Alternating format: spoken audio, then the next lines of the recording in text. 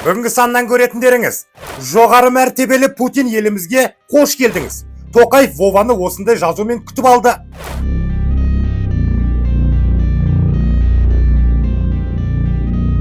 Елімізде орыс тілі жөніндегі ұйым құрылмақшы.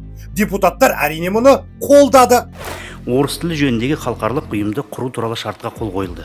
Қазақстан орыс тілін дамытуға 131 миллион теңге бөлді. И при этом общая сумма расходов на 2025-2027 годы составляет 131 миллион 64 тысячи тенге. Еліміздің оңтүстік аймақтарында орыс мектептері ашылатын болды. Я русская, ты казах. Тебе никто не дал право со мной разговаривать только на казахском языке. Русский, выйди. Мұны естіген энергетика министрі Алмасадам Сатқалиев те дух жинап алыпты. Қазір ол қойылған сұраққа қазақша жауап бермейді. Қазақша жұмысшыларға жауап беріңізші нақты. Сізге рахмет. Жоқ, кешіріңіз, сіздің жауабыңыз қанағат етпей жауап бердім.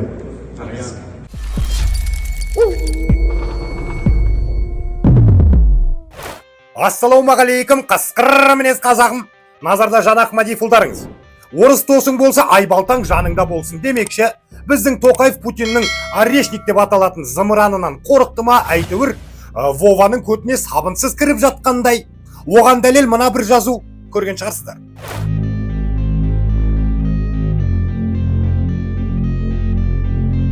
Оны айтасыз, еліміздің депутаттары орыс тілі жөніндегі ұйым құру туралы шартты қолдады. 84 депутаттың 82-сі за русский язык деп келісімдерін берген екен. Құрметті Ерлан Жақанұлы, құрметті депутаттар, Бишкекте өткен тәуелсіз мемлекеттер достастығы мемлекеттері басшыларының саммитінде орыс тілі жөніндегі халықаралық ұйымды құру туралы шартқа қол қойылды. Бұл халықаралық ұйымның мақсаты орыс тілін халықаралық үкіметаралық ұйымдар мен құрылымдардың ресми немесе жұмыс тілі ретінде, сондай-ақ халықаралық қатынас тілі ретінде ілгерілету болып табылады. Өздеріңіз білетіндей, Біріккен ұлттар ұйымда 6 ресми тіл қолданылады: ағылшын, француз, қытай, орыс, испан және араб тілдері. Қазіргі уақытта осы тілдерді дамытуға бағытталған арнайы халықаралық ұйымдар көп. Мысалы, 56 француз тілінде сөйлейтін елдерді біріктіретін франкофония халықаралық ұйымы, араб тілінде сөйлейтін елдерді біріктіретін халықаралық араб тілі кеңесі, Британ кеңесі, Конфуций институты, Сервантес институты сияқты ірі халықаралық институттар бар. Орыс тілі Біріккен ұлттар ұйымының ресми тілі мәртебесіне бөлек ТМД, Европадағы қауіпсіздік және ынтымақтастық ұйымы, ұжымдық қауіпсіздік туралы шарт ұйымы, Шанхай ынтымақтастық ұйымы, Еуразиялық экономикалық одақ сияқты бірқатар халықаралық ұйымдардың жұмыс тілі. Қазіргі уақытта шартты Беларусь Республикасы, Қырғыз Республикасы, Ресей Федерациясы, Тәжікстан Республикасы, Өзбекстан Республикасы ратификациядан өткізді. Қазақстан Республикасының халықаралық шарттары туралы Қазақстан Республикасы заңының 11 бабының 2 және 5 тармақшаларына сәйкес шарт ратификациялауға жатады. Құрметті депутаттар, жоғарыда айтылғандарды ескеріп, орыс тілі жөніндегі халықаралық ұйымды құру туралы шартты ратификациялау туралы Қазақстан Республикасы заңының жобасын қолдауларыңызды сұраймын. Ал депутат Ермұрат Бапи Тоқаевты түсінуге тырысыңыздар. Бұл бастама Тоқаевтың бейтарап дипломатиялық саясатына қызмет ететін саяси құрал екенін ашық айту керек. Бұлайша айтқанда, орыс тілі мәселесін бұрын елдің сыртқы саясатын құйттайтын құжат, сыйластықты сақтай отырып ішкі және сыртқы мүдделерді қорғау тактикасы жатыр десе, депутат Айдос Сарымның сөзінше, орыс тіліне Ресейдің жеке дара меншігі деп қарамауымыз қажет. Себебі әлемде қанша адам, қанша қоғам орыс тілінде ақпарат алып тарататын болса, орыс тілі солардың да ризығы игілік екен. Прикинь, сукалар не дейді? Естеріңізде болса, бұған дейін Тоқаев 2022 жылы қазанда Путин мен ТМД жанынан орыс тілін қолдайтын және дамытатын халықаралық ұйым құруды ұсынған еді. Вот так вот. Енді сіздерге сұрақ, айтыңыздаршы, орыс тілі жөніндегі ұйым құруды қолдайсыздар ма, әлде жоқ па? Төменде пікір жазып кетіңіздер, мен оқимын. Білесіздер, біздің елде ештеңе тегін жасалмайды. Сондықтан біздің қу билік орыс тілін дамытуға бюджеттен 131 миллион теңге бөлмекші. Договор уже вступил в силу в Беларуси, Кыргызстане, России, Таджикистане и Узбекистане. Ответственным государственным органом в Республике Казахстан назначено Министерство науки и высшего образования. Реализация договора потребует дополнительной затраты из республиканского бюджета, и при этом общая сумма расходов на 2025-2027 годы составляет 131 миллион 64 тысячи тенге. Эти расходы одобрены решением Республиканской бюджетной комиссии. Курмантай Раптыстар, учитывая вышеизложенного, Комитет по международным отношениям, обороне и безопасности рекомендует поддержать закон и одобрить его ратификацию. Назлыға рахмет. Орекеңдердің оптимистік жоспары мұнымен тоқтамайды.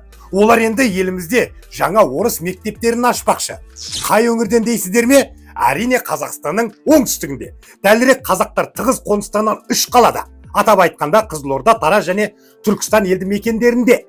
Қазақтықты сақтайтын бұл жақтарда енді орысша сөйлейтін мәңгүрттер қаптайды. Өкінішті. Мәңгүрт демекші қазақшаны қатырмай жүрген министрлерге жақсы болды. Путин келіп еді, бұлар да қатайып қалды. Оған мысал энергетика министрі Алмасадам Сатқалиевтің қазақша қойылған сұраққа қазақша жауап беруден бас тартқаны. Министр мырза, жаңа сізде мәжіліс отырысында қойылды ғой Жаңаөзендегі ереуілге байланысты. Сіз бірақ оны жауапсыз қалдырған секілдісіз. Қазмұнайгаз басшысымен сөйлессек, ол айтады, біз талаптарға жауап бердік, орындай алмайтынымызды айттық деп. Мұнда ереуілдер бұрын да болды, бүгін де болды. Сіз жалпы талаптармен таныссыз ба? Және оған не дейсіз? Дау неге реттей алмай отырсыздар? Және осы сұраққа қазақша жауап беруімізді өтінеміз. Өйткені жұмысшылардың көбі қазақ тілді, жауабыңызды нақты естігісі келеді. Мне нечего добавить, как руководитель Казмунайгаза, работа Казмунайгаза проводится. Как только это пойдет вопрос в компетенцию Минэнерго, мы вам ответим соответствующим. Кешіріңіз, сырып салты жауап беріп тұрсыз, қазақша жұмысшыларға жауап беріңізші нақты. Сізге рахмет.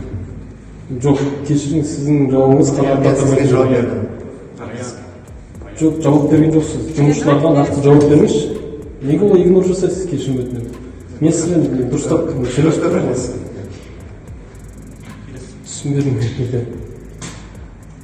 Жоқ, сіз жауап бермейсіз ба нақты?